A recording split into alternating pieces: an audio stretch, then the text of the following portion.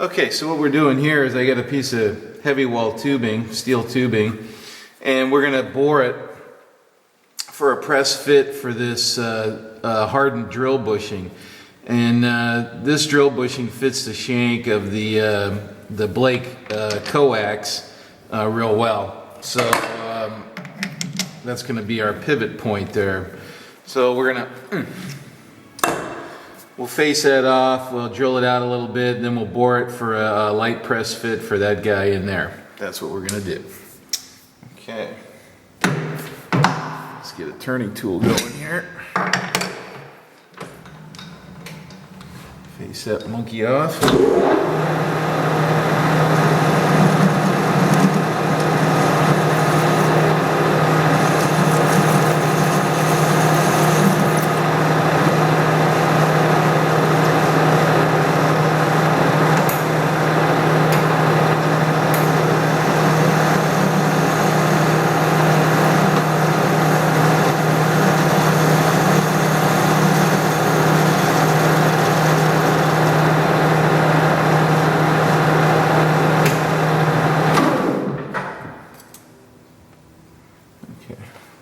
Weird reflection.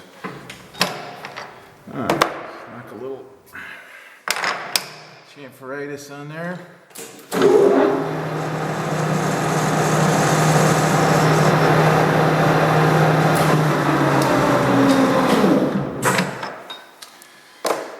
Alright, let me get a drill chuck and let's get that going. Alright, let's drill that out.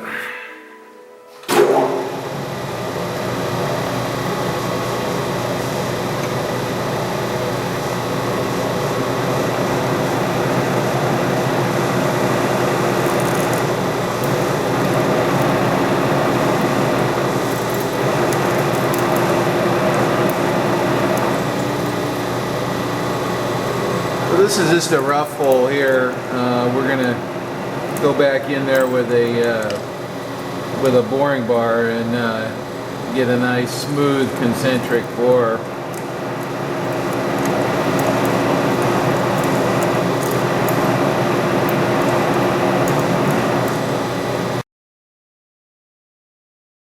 Oh yeah, that looks fine. All right, just Alright, oh, there's my bushing.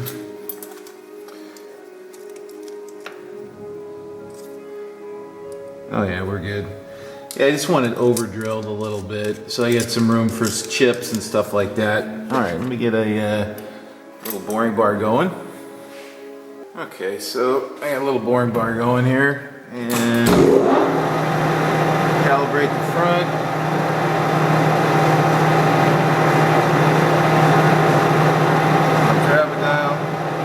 Then we need to bore in about 5/8, a little bit more.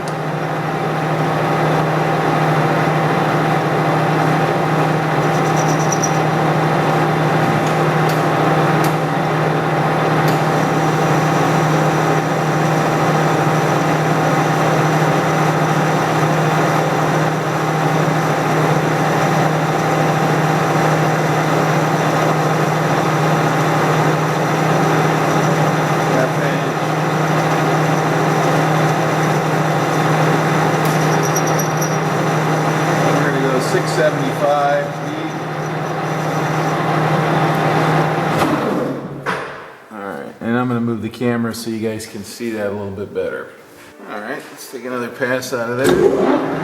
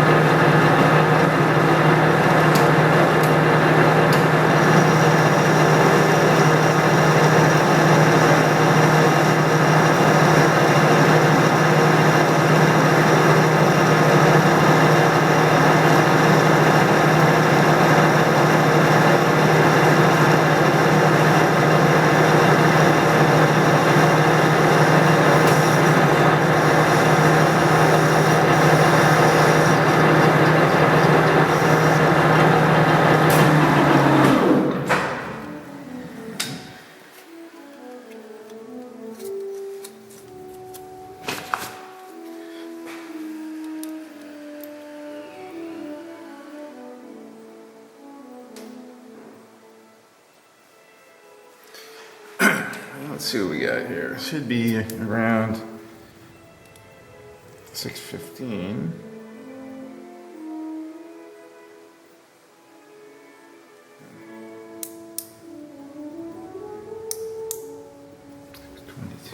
Pretty close. We got a little built-up edge or something. No? Okay, it's actually really close. I'm going to measure it with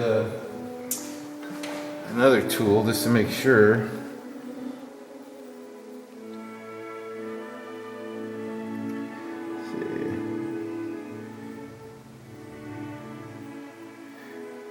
Let's see. Okay, that's 600.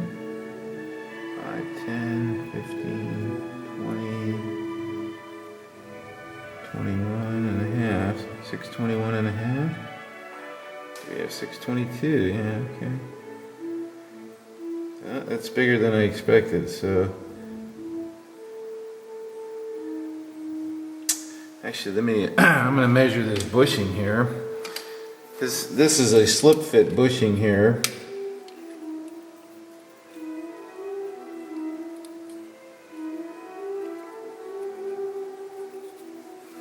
Just, 6249. So we don't need much out of there.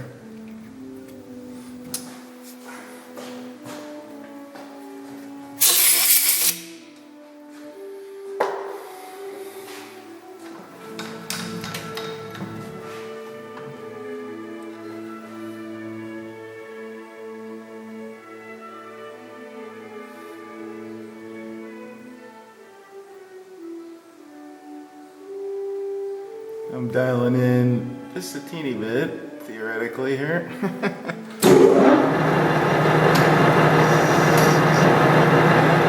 just a whisper, basically a polish.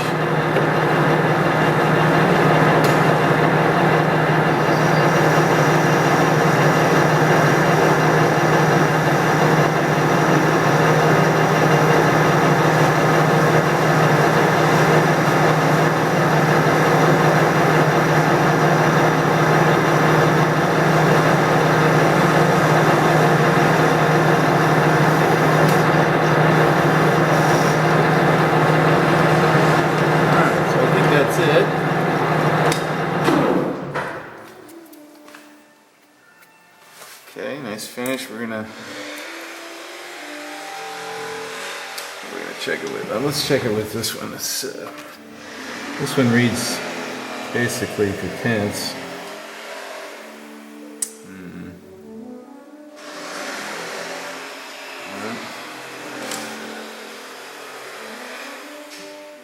Okay, I'm not messing with it anymore. It's right there. Okay, so I'll just knock a little chamfer on that edge, and I'm going to use a tailstock to press this in, and we'll give our Blake Coax a little test drive there.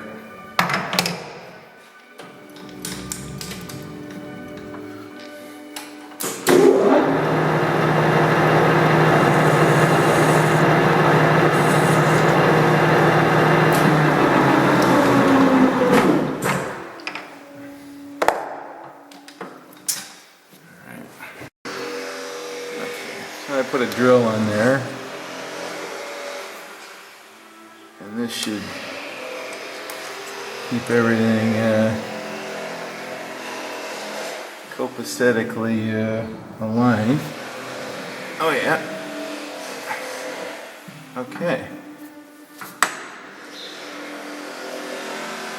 Let's get that out of the way.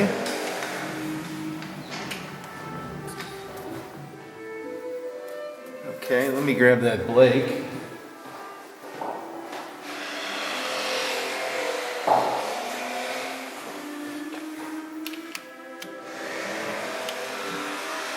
Okay, so that fits in there pretty good with not much play. So now I can rotate this on that bushing, and and use the probe to sweep from the tailstock. So let's get something in here and we'll kind of set it up and we'll give it a try.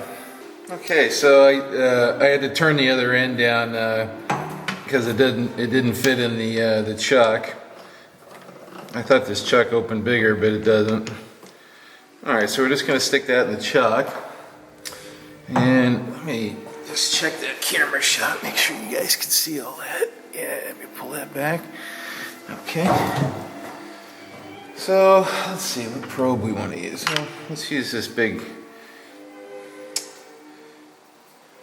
This one here, yeah, maybe we'll use this little one. We'll use the little one. Oops.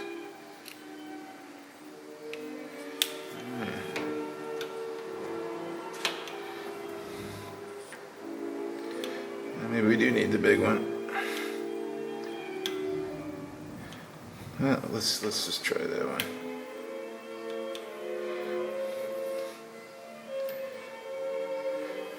All right.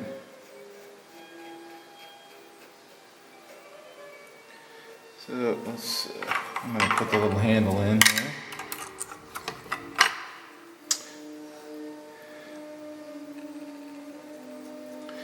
This help me hold it. Let's see, no, it doesn't really help. Oh, I never knew that. Never really looked at that, I guess. It's got a little flexible, slightly flexible joint to it. All right. So you can, no, you got this one. You have to sweep around like that. Let's see. Can you see that? Maybe I'll trade holes here. Now I got this Blake Coax. I haven't used it very much, but a lot of guys really like them, and so I'm kind of curious about them. Anyway, I got this one, and it was I don't know, it had been crashed or something, and so I sent it back to Blake and got it repaired, and yeah, it's not easy, super easy to turn, but it's not bad. All right, so theoretically, you know, if the steady rest was around here, right, we can sweep this and get this on center here. All right, so that's a high's going clockwise, so there's a high. Yeah, so it actually makes sense. You can just, you know what, I had to just put the damn steady rest on here and give this a try with the steady rest. Let's do that. I think I want to try that. All right, I had to get a different tube. Anyway, we got the steady rest on. Let's snug that down just for fun. All right, and you know what? I'm going to need that bigger probe now.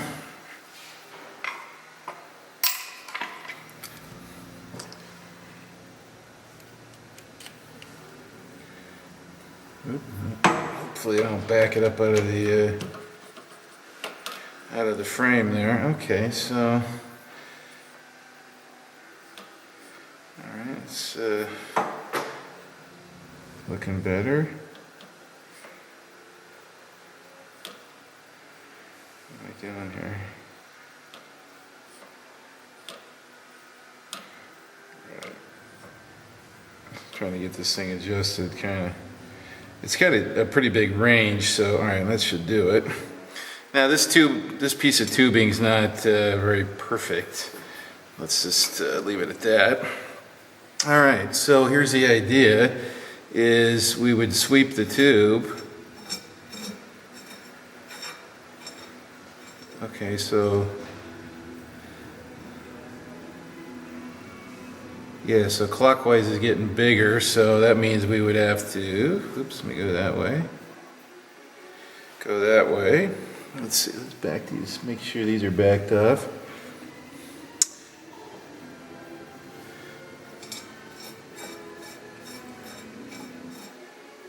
Okay, that's a low. So that's a low. That means it needs to come towards me there. But everything's all backwards here, so I gotta.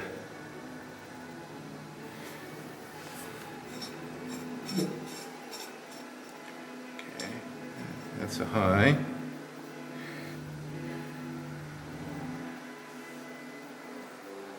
Cranking that a little. That's already pretty close. Now, as Keith Fenner points out, and rightly so, these numbers really don't mean anything because we got this long arm on here, and there's these weird ratios between these things. So there may be some relationship that gives you a direct measurement, but this ain't it. So basically, this is just like a pointer here, and we're just trying to look for, you know, a minimum. Let's see, that's a high now.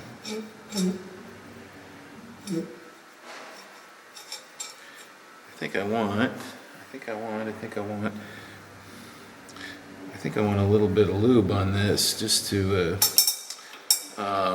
give it a little bit of stiction there. So I'm gonna go find. Oh, you know what? I got this will work. Get a little bit of whey lube here, which is probably just about right. Viscosity and all that.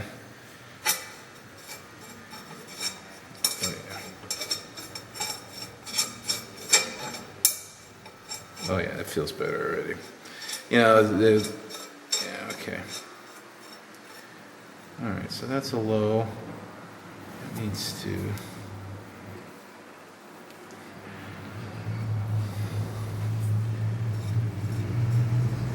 High.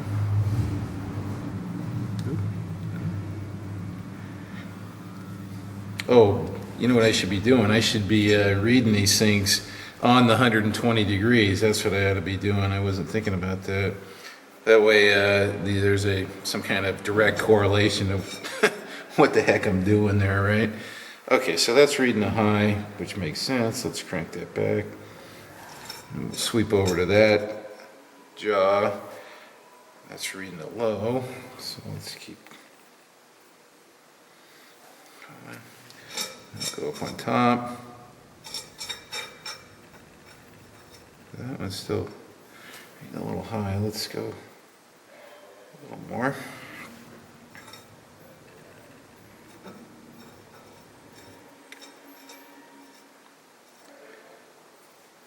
So what that means is these both need to. Hey, lock it down, ding dong. So I think the two bottom ones need to come up just a little bit. Well, I think you guys get the idea. So now you got something that you can actually, you know, kind of read directly what you're doing there. All right. Well, let's spin the chuck a little bit. Ooh. So yeah, like I said, this is a piece of EMT tubing. This is just something that I had that was long enough to illustrate the general idea, and it was round. Normally, if you'd either put a spider on here or cat head or whatever, and turn that round so that you had good round surface for the steady rest to be on. Or you would turn a narrow band on the tube itself that was nice and round, but I don't think this tube, you know, it's got a seam in it and stuff. I don't think it's very round. Now, if you don't have a bell center to help you line things up, or it's not a solid shaft where you can go off of the center by doing what I call a fisheye there. That's where you scratch a circle and then you make adjustments until you get it in close.